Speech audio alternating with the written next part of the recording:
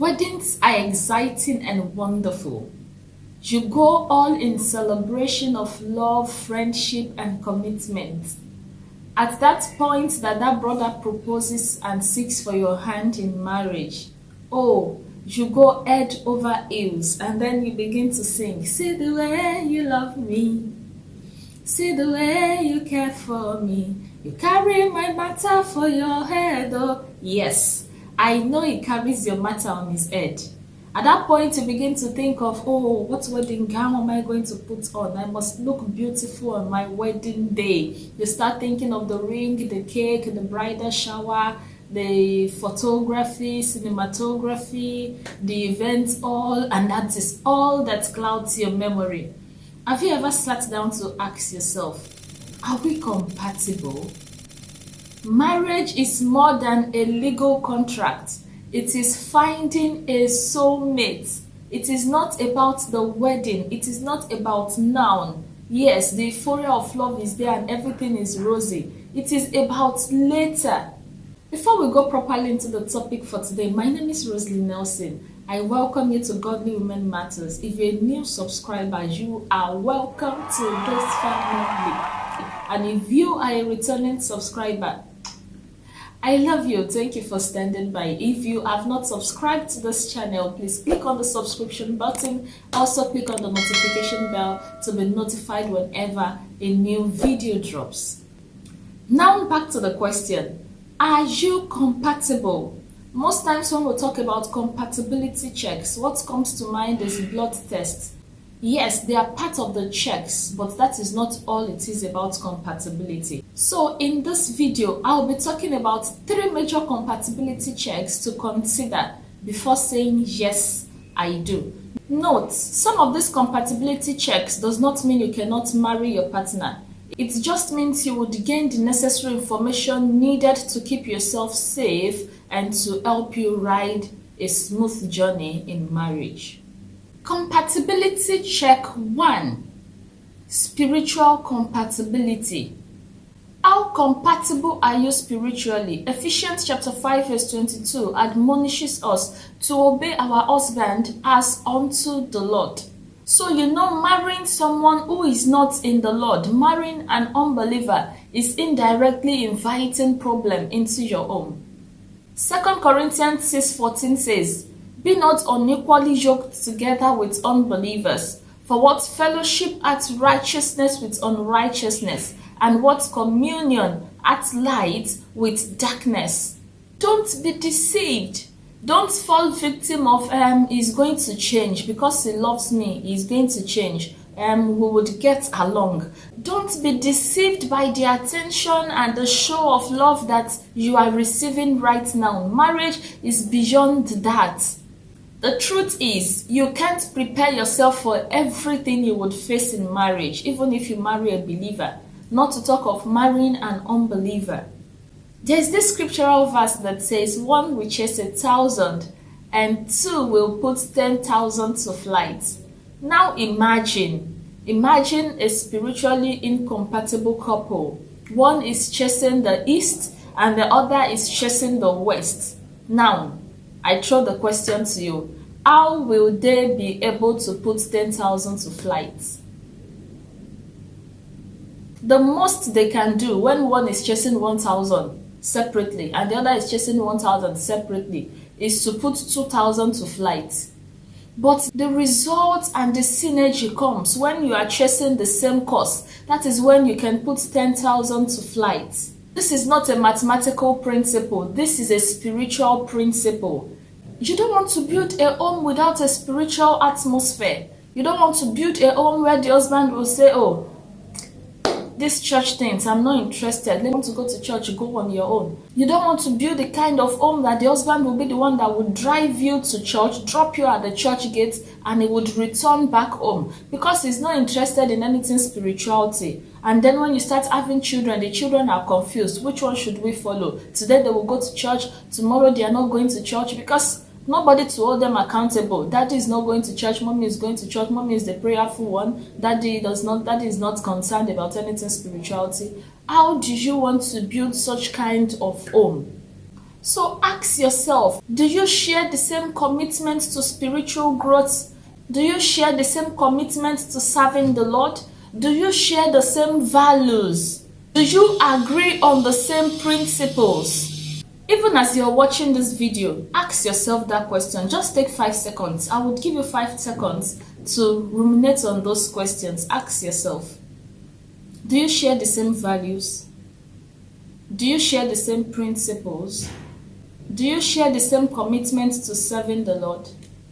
Do you share the same commitment to spiritual growth?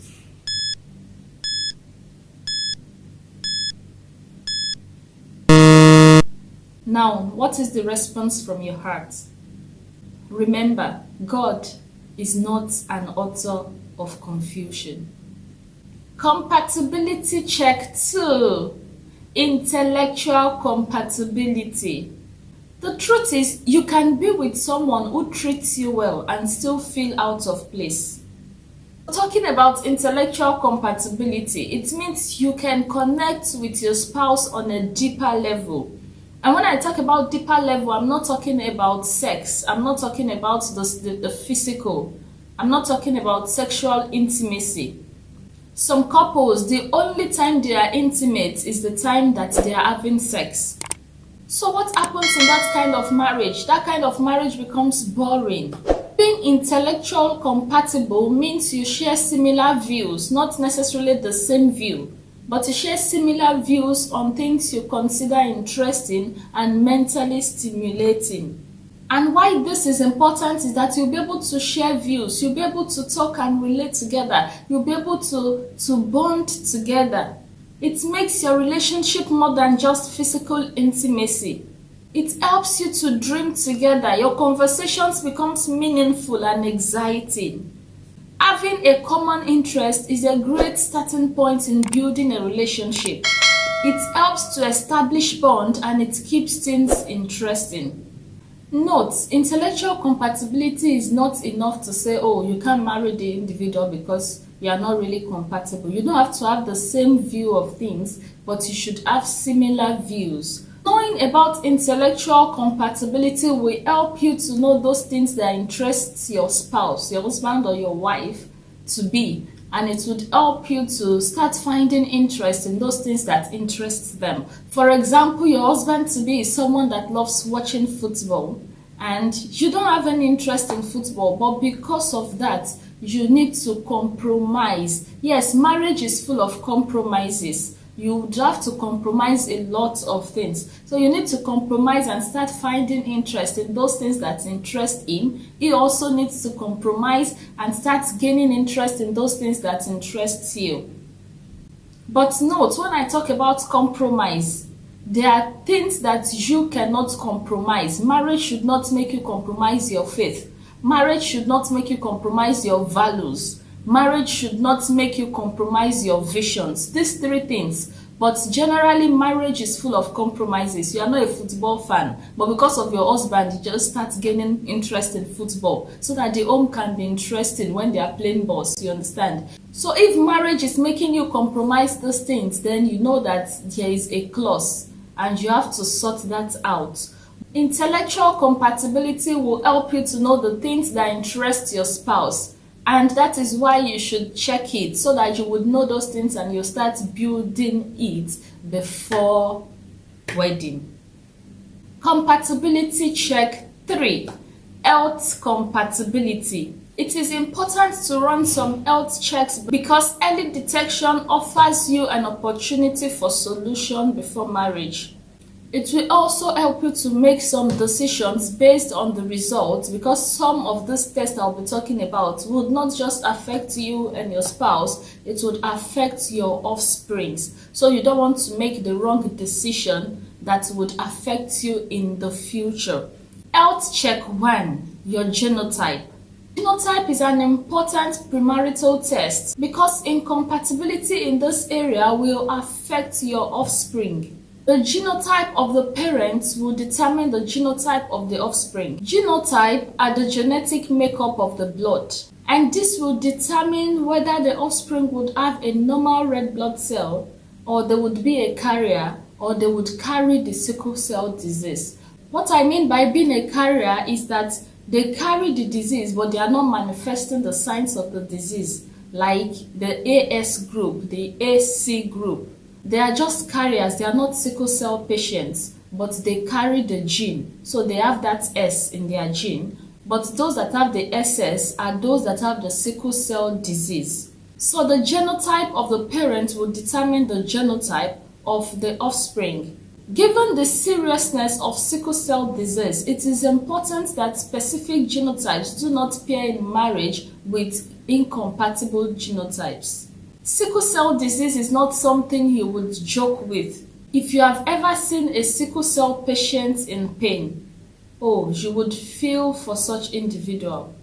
Not to talk of the financial responsibilities that is accompanied with it. Some of them would be hospitalized every month. They need constant care.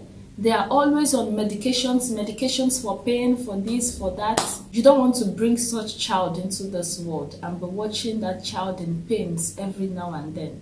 No mother, no father would like to go through it. Health compatibility check 2, you know, right? Blood group. Your blood group or your blood type is predetermined at birth and you cannot change it. It's either you are A, B, AB, or O. Now, the issue of blood group wouldn't have been a concern, but because one of the purposes of marriage is procreation, and there's a protein attached to your blood group that could cause miscarriages in marriage if you are not compatible. And this is what we call the rhesus factor. So now I'm talking about the rhesus compatibility. The rhesus factor does not affect your health, but it affects your pregnancy. How?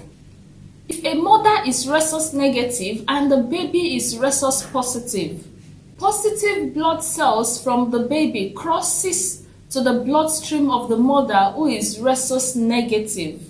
This triggers an immune response from the mother, seeing the positive red blood cells from the child as an enemy, and so the mother's body starts to release antibodies to attack the red blood cells from the baby. The truth is that many people have suffered miscarriages in the past, which was later linked to rhesus incompatibility. Rhesus incompatibility does not mean you cannot marry your spouse. It only means you would seek medical attention, and the doctor will recommend a rhesus immunoglobulin, ROGAM, which would be given during the period of pregnancy. Though some people may be lucky to carry the pregnancy to term, but they discover that the baby is anemic because the red blood cells has been broken down and the baby will need emergency blood transfusion. So to prevent all of this, it is important to do all of these checks for your own good. Another test that should be done is the HIV test, the hepatitis B, and the hepatitis C test. These diseases are either transmissible from one person to the other through sex or other means. Early detection will prevent you from being infected and also help you to seek medical attention if you want to continue with the marriage. Medications will be given and it would reduce the viral load and you can live a normal life. I want to advise everyone, single brothers and sisters, the journey into marriage is a journey to forever. Be open to each other. There is no point hiding anything. Are you an asthmatic patient? Are you a diabetic patient? Are you an hypertensive patient? Do you have any medical condition?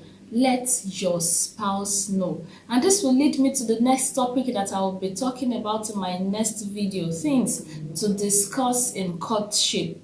Because courtship is a time to discuss and to plan ahead for the future. That's not the time to be hoarding information. I don't want her to know this about me. I don't want him to know this about me. It's the time to ask yourself plainly questions and answer them plainly without hiding or holding anything back.